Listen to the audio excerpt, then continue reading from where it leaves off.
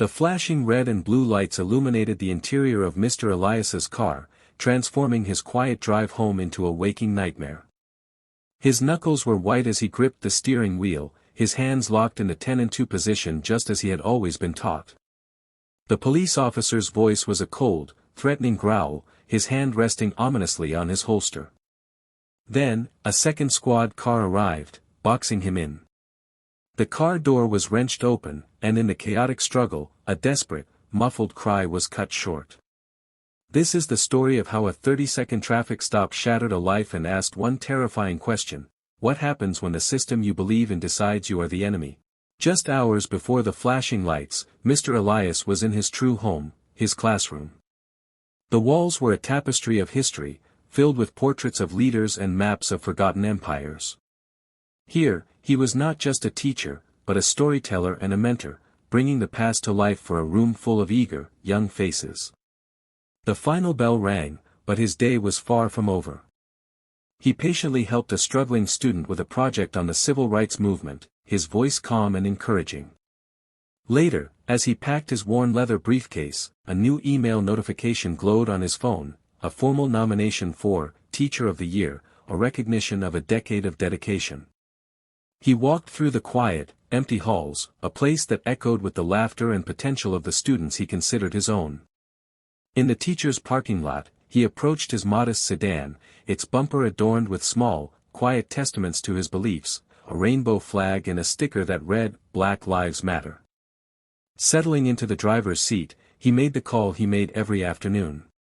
His wife's voice filled the car, and they spoke excitedly about their son's upcoming first birthday party, their conversation filled with the simple, profound joy of a family planning for the future. He was a man deeply rooted, a pillar of his community, driving home to the people who meant everything. He had no idea that the life he had so carefully built was about to be violently interrupted, and that the very principles he taught in his classroom were about to be put to the ultimate test. The officer's command to step out of the vehicle was sharp and left no room for discussion. With a deep breath, Mr. Elias complied, his movements slow and deliberate. But the moment he was clear of the door, his world was violently upended. Strong hands seized him, spinning him around and slamming his body against the unyielding metal of his own car hood. The cold seeped through his shirt as his arms were wrenched behind his back. He tried to explain about the broken taillight, to tell the officer, whose nameplate read Davison, that his registration was right in the glove compartment. But his words seemed to vanish into the air, unheard. Officer Davison's attention was elsewhere, his eyes scanning the interior of the car with a hardened suspicion that saw a threat in every shadow. His gaze then fell upon the stack of essays on the passenger seat, their pages filled with the diligent red ink from a long afternoon of grading. To the officer, the papers were not symbols of dedication, but evidence of something else, something that fit a story already written in his mind. When Mr. Elias, with explicit permission, began a slow, careful movement to retrieve his wallet from his back pocket, a sudden tension seized Officer Davison. He flinched, and in that single, reflexive jerk, the last vestiges of control shattered. The scene erupted into a chaotic blur of force. Mr. Elias was thrown to the rough asphalt, the impact driving the air from his lungs. The crushing weight of a knee pressed into his spine, and the cold, sharp metal of handcuffs bit into his wrists. The charges were recited against him: resisting arrest, assault on an officer, words that felt hollow and rehearsed, a script he was being forced into against his will. Shoved into the caged back seat of the squad car, he could only watch as his vehicle was torn apart. The contents of his life, so orderly just minutes before, were now strewn about. His briefcase was emptied, and a gust of wind caught the graded essays, sending the pages, filled with his care and his students' efforts, dancing like forgotten ghosts across the dark road. Each fluttering paper was a piece of his identity, his purpose, now scattered and trampled. As the car began to move, carrying him away from the wreckage of his normal life, the reality of his situation crashed down upon him. He was no longer Mr. Elias, the Teacher of the Year nominee. In the eyes of the system, he was just another suspect, and the journey to the station felt like a descent into a nightmare from which he might never wake. The interrogation room was a cold, gray box, and Mr. Elias felt the walls closing in. Across the table, Officer Davison sat with a stern-faced superior, weaving a tapestry of lies with calm precision. They painted a picture of an aggressive and erratic man, a threat who had resisted a lawful command and forced the officer to subdue him. A confession form was slid across the table, its blank lines waiting to legitimize their fiction.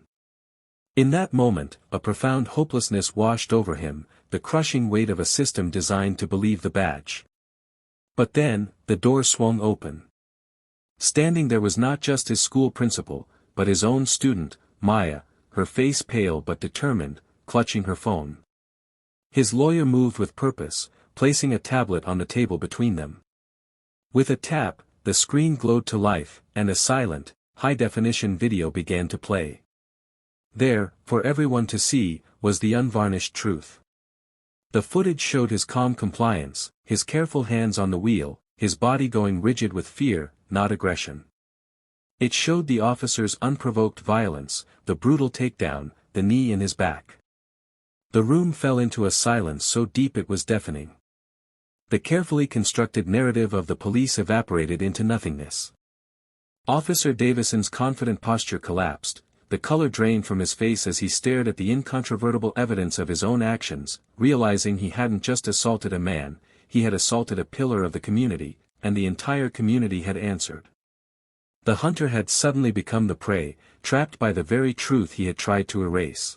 The charges against Mr. Elias were formally dropped, but the experience had etched itself permanently onto his soul.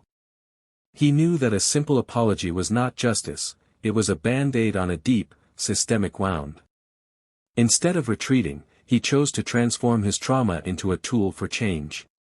He stood before the city council, not with anger, but with the powerful, quiet authority of a man who had stared into the abyss. He spoke of the fear that should never accompany a drive home and the sacred responsibility inherent in a badge.